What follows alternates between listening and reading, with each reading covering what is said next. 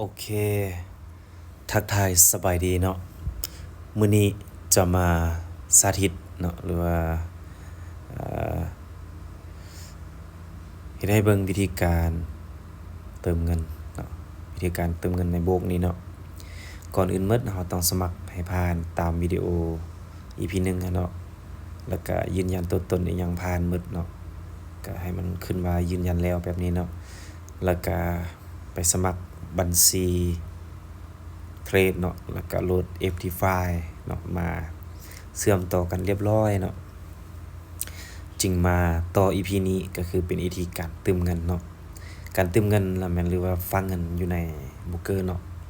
ก็ตัวนี้ก็จะฝากผ่านธนาคารเป็นกีบเป็นดอลลาร์เป็นบาทอีหยังก็ได้หมดเนาะก่อนอื่นหมดเวลาเราเข้ามาปึ๊บเนาะให้เราเบิ่งสังเกตเบิ่งเนาะมันจะมีหลายฟังก์ชันอยู่นี่เนาะให้เราเบิ่งตัวทำอิฐเลยเนาะฝากเงินในบัญชีนี่เนาะตัวนี้เนาะถ้าเป็นภาษาอังกฤษถ้าผู้ใดที่ว่าบ่เปลี่ยนภาษาก็จะเป็น deposit เนาะก็กดเข้าไปเลยเนาะกดเข้าไปคำว่าฝากเงินปึ๊บเนาะหลังจากที่เรากดฝากเงินปึ๊บเราก็มาเลือก empty file ตัวที่ว่าเราเชื่อมใส่กับเราเชื่อมอันนั้นมันสมมุติเรามี2บัญชีเนาะเราก็เบิ่งว่าบัญชีใดที่เราเชื่อมใส่ empty file เนาะเราก็มาเลือกเอาบัญชีนั้นเนาะหลังจากนั้นให้เรากดยืนยันเนาะกดปึ๊บยืนยันหลังจากที่เรากดยืนยันปุ๊บมันจะขึ้นมาหลายอันเนาะบ่ว่าจะเป็นTRC บ่EP3 บ่เนาะก็มีครบเนาะอยู่นี่เนาะสามารถแลกเปลี่ยนหรือว่าสามารถไปซื้อกันอยู่ในนี้ได้เนาะซื้อขายกันอยู่ในได้เนาะหรือว่าผู้ใดที่ว่าอยากเติมผ่านบัตรวีซ่าหรือว่าเป็น Mastercard เนาะก็สามารถเลือกตัวนี้ได้เนาะแต่ว่าอันนี้เราจะมาแนะนำวิธีการเติมเป็นกีบเนาะวิธีการเติมเป็นกีบนี่มันเราจะมาเลือกเอาเป็นตัวนี้เด้อเนาะ Thunder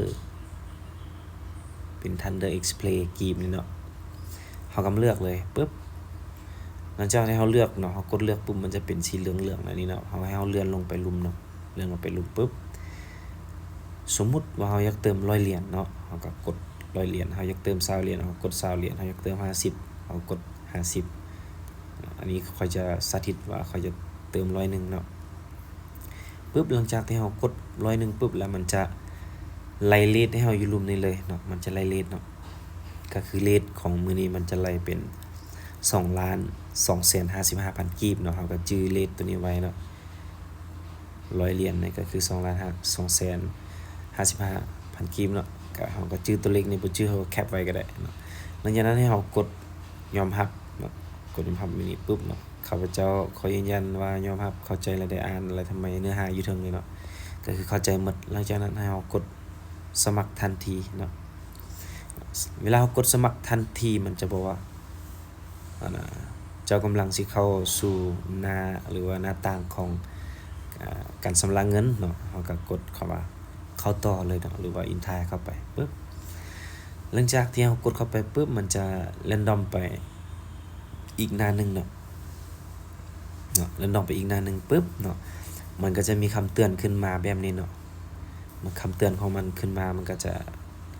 เป็นคำต้องห้ามเนาะที่ว่าเวลาเขาโอนแล้วเขาจะใส่คำอธิบายให้เนาะเขาจะเฮ็ดคำต้องห้ามอยู่นี่เนาะเขาว่ากรุณาอย่าระบุคำหรือว่าคำอธิบายที่เกี่ยวข้องหรือว่าอหยังก็แล้วแต่เนาะที่ว่าเราจะพิมพ์เข้าไปในคำอธิบายสลิปเงินเรานะเขาให้หลีกเลี่ยงหรือว่ายกเว้นเนาะว่าเฮ็ดตามกฎระเบียบของธนาคารเนาะดังต่อไปนี้เนาะก็จะมีคำว่าใส่คำว่าเทรดกับบ่ได้เนาะใส่คำว่าแลกเปลี่ยนกับบ่ได้ใส่คำว่าใส่ซื้อโบรกเกอร์กับบ่ได้ใส่การพนันอะไรทำไมกับบ่ได้ใส่ MT4 MT5 ใส่เทรดใส่เกมใส่ท็อปออกท็อปอัพอีหยังบ่ได้เนาะบ่ได้เลยเนาะอันนี้เขาบ่ให้ใส่นะเฮาก็จะใส่เป็นค่าเครื่องเนาะเป็นส่วนใหญ่จะเป็นการดีเนาะอันนี้คือใส่ค่าเครื่องไปเลยเนาะอันนี้เนาะปึ๊บหลังจากที่เฮาอ่านเฮาเข้าใจปึ๊บแล้วเฮาก็กด close หรือว่ากดปิดอยู่รูปนี้เลยเนาะมันเป็นคำเตือนซื่อๆเนาะกดปิดปุ๊บหลังจากที่เฮากดปิดแล้วเฮาก็มาแคปเอา QR code ตัวนี้ไปเนาะแล้วก็ไปโอนตามตัวนี้เนาะตามตัวเลขที่มันสู้ขึ้นมาเนาะก็คือ2,255,000 กีบนี่เนาะปึ๊บเฮาโอนไปเลยเนาะเฮาโอนตัวนี้ปึ๊บเวลาเฮาโอนแล้วเนาะเวลาเฮาโอนปึ๊บเนาะเฮาก็ back to broker เลยเนาะอันนี้เลยเฮาโอนปึ๊บเฮากด back เนาะมันก็ว่าชำระเงินสำเร็จเนาะก็คือเฮาเวลาเฮาโอนแล้วเนาะเฮาก็กดปิดไปเลยเนาะบ่ได้แคปสลิป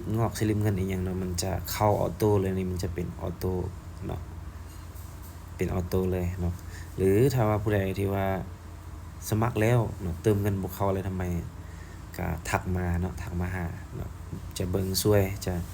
แก้ไขช่วยว่ามันเป็นนำหยังเงินจึงบ่เข้าอะไรทำไมเนาะสามารถทักมาหาได้เด้อเนาะจะแนะนำวิธีให้ก็มีแต่ว่าเสร็จสิ้นเลยเนาะเฮาก็จะมารอท่าเลยเนาะเฮาจะมารอท่า